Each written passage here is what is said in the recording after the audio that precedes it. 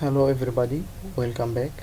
In this session we will have a quick introduction to authentication. We will have a long talk about authentication in module 2 and 3, but this session we will be a quick introduction to prepare you for what's coming. Okay, first we need to know some definitions we will be using in the next modules. First one is authentication. Authentication is a process to identify the client. So the client tells the backend server its ID or password or API key, and the backend server tries to make sure this information is right and returns success along with authentication identifier. It can be token or cookie session or something else. So this process is only to define who is the client trying to connect to the API backend server. Next definition is authorization. Authorization is like to define the permission of the connected client.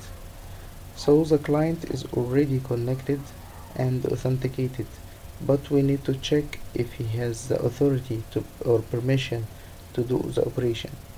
Quick example of it: if you go to Facebook and log in with your account, this is authentication.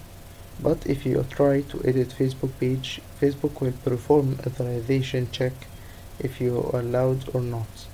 If the admin if the page authorize you to do, then Facebook will allow you to do the operation. If not, it will return an error.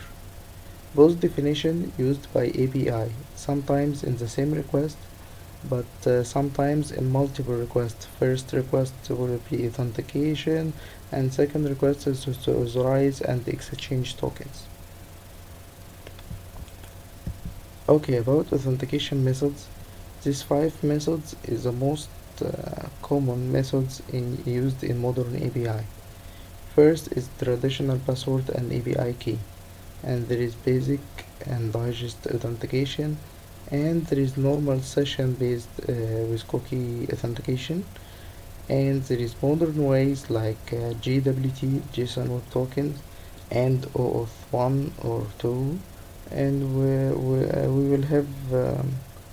we will have these methods in detail in module 2 and 3. So that's all for now. See you next time.